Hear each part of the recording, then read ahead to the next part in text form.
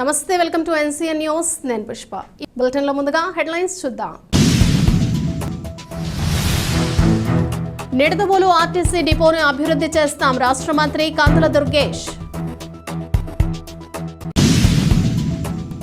తూర్పుగోదావరి జిల్లా నిడదవోలు బస్టాండ్లో నిడదవోలు వయా పంగిడి రాజమహేంద్రవరం మీదుగా విశాఖపట్నం వెళ్లే సూపర్ లగ్జరీ నూతన బస్సు సర్వీస్ను రాష్ట్ర పర్యాటక, సాంస్కృతిక మరియు సినిమాటోగ్రఫీ శాఖల మంత్రి కందుల దుర్గేష్ స్థానిక ప్రజా ప్రతినిధులు, అధికారులు కలిసి ప్రారంభించారు.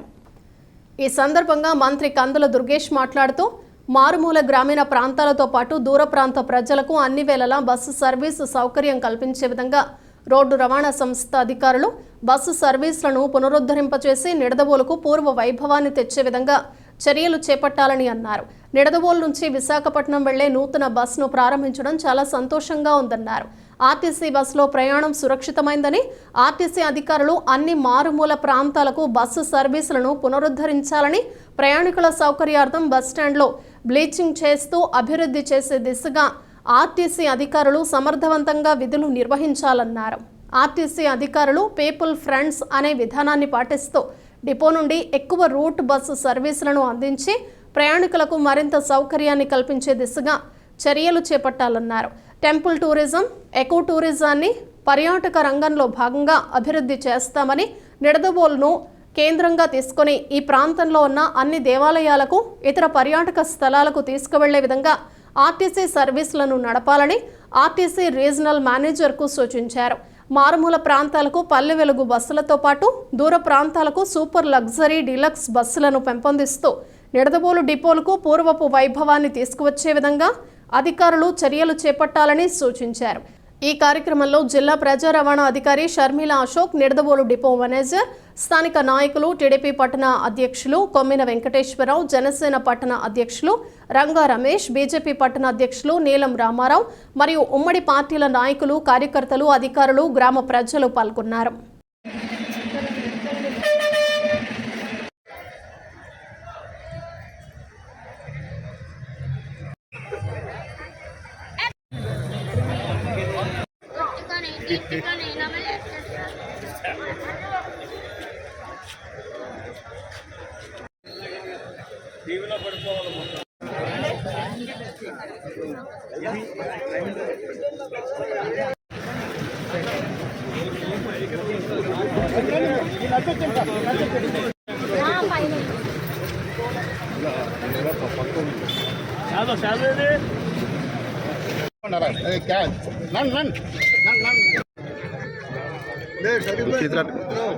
Okay sir.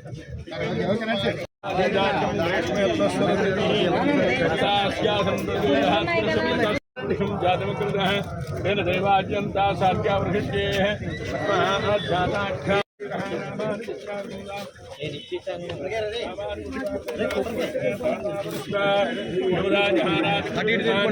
देवेभ्यो ख्यातः नमोरुजाय ब्राह्मये निजं ब्राह्मं जनयन्ता देवा अग्रे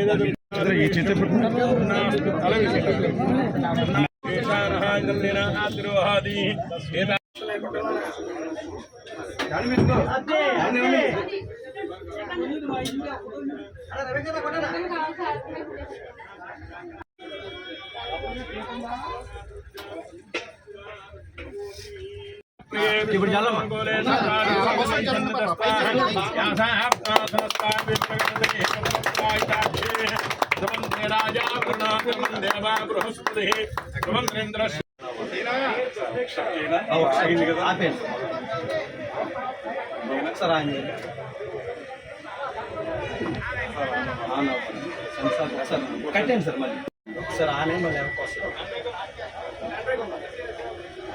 ఓకేనండి. ఇప్పుడు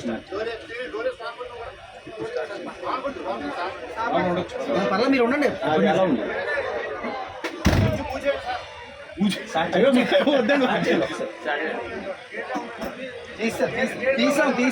గేట్ తీసే అలా కనపడుతుంది కెమెరాకి.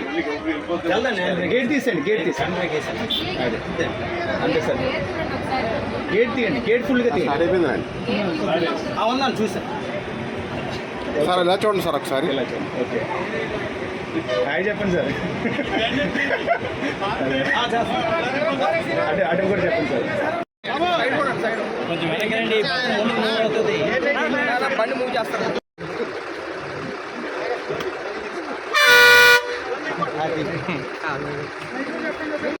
Okay sir.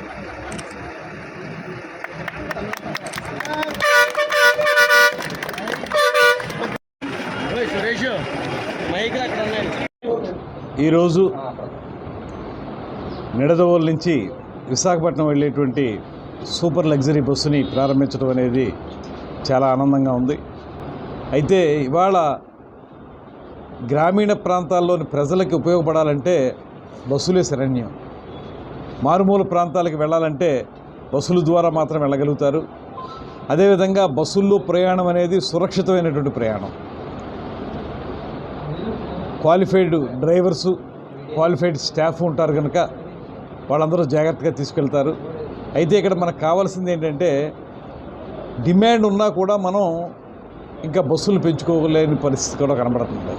దానికి ఒక కారణం ఏంటంటే రాష్ట్ర విభజన జరిగిన తర్వాత తెలంగాణ వాళ్ళ ఆర్టీసీ వేరు, మన ఆర్టీసీ వేరు అయింది. ఈ సందర్భంలో రెండు రాష్ట్రాలకు సంబంధించిన జరిగేటువంటి ఒప్పందాల్లో ఎన్ని బస్సులు ఇక్కడి నుంచి ఆపరేట్ చేయాలి, ఎన్ని బస్సులు అక్కడి నుంచి ఆపరేట్ చేయాలనేటువంటిది వారు నిర్ణయిస్తారు. ఆ నిర్ణయం మేరకు ఇవాళ మనకి 2 బస్సులు హైదరాబాద్కు ఉన్నది ఒక బస్సుకే పరిమితమైంది అనేటువంటి మాట చెప్తా ఉన్నారు. అయితే ఈ మధ్యకాలంలో ప్రధానంగా ఒక పక్కన కాకినాడకి కనెక్టివిటీ బాగా పెంచారనేటువంటిది కూడా ఆర్ఎం గారు చెప్తున్నారు. దాంతోపాటు దూర ప్రయాణానికి వెళ్ళేటువంటి వాళ్ళు మనకి ట్రైన్ రిజర్వేషన్ అనేది ఎప్పుడు కూడా లిమిటెడ్గానే ఉంటుంది కనుక బస్సుల మీద ఆధారపడే వాళ్ళు ఎక్కువ ఉంటారు కనుక ఈ గ్రామీణ ప్రాంతంలో వాళ్ళు దూర ప్రయాణం చేసే హైదరాబాద్కి మరొక 2-3 సర్వీసులు పెంచినా కూడా జనానికి ఇబ్బంది లేనటువంటి పరిస్థితి ఉంది. ఆ రకంగా దాన్ని బస్సుల్ని పెంచవలసిన అవసరం ఉంది. తర్వాత బ్లీచింగ్ జల్లినటువంటి పరిస్థితి ఏదైతే వాళ్ళకి కనబడుతుందో అది ప్రతిరోజు ఉండేలా ఉండాలి. అదేవిధంగా బాత్రూముల యొక్క శుభ్రత కూడా పెరగాలి. ఇలాంటి సౌకర్యాలు కల్పించకపోతే ప్రజలు ఎందుకు ఈ బస్సుల మీదకి రావాలనేటువంటి ఆలోచనకు వెళ్ళిపోతున్నారు. ఎందుకంటే ప్రైవేట్ రంగంలో కూడా చాలా బస్సులు వచ్చేసినాయి. అక్కడ ఉన్నటువంటి ఫెసిలిటీస్ వేరుగా ఉంటున్నాయి. అందువల్ల ఇక్కడ మనం డిపోని బాగా మెయింటైన్ చేసుకోవాలి. ఒక పక్కన సమర్థవంతమైనటువంటి అధికారులు ఉండాలి. దాంతోపాటు పీపుల్ ఫ్రెండ్లీగా ఉండేటువంటి స్టాఫ్ ఉండాలి. ఇవన్నీ ఉండటంతో పాటు number of buses services, number of roots మనం పెట్టుకున్నట్లయితే డిమాండ్ అయితే ఖచ్చితంగా ఉంది. దాన్ని అప్గ్రేడ్ చేయడానికి అవసరమైనటువంటి ప్రణాళిక తయారు చేయవలసిందిగా ఆర్ఎం గారికి కూడా నేను చెప్పాను. దానికి ప్రభుత్వ పరంగా ఏ రకమైనటువంటి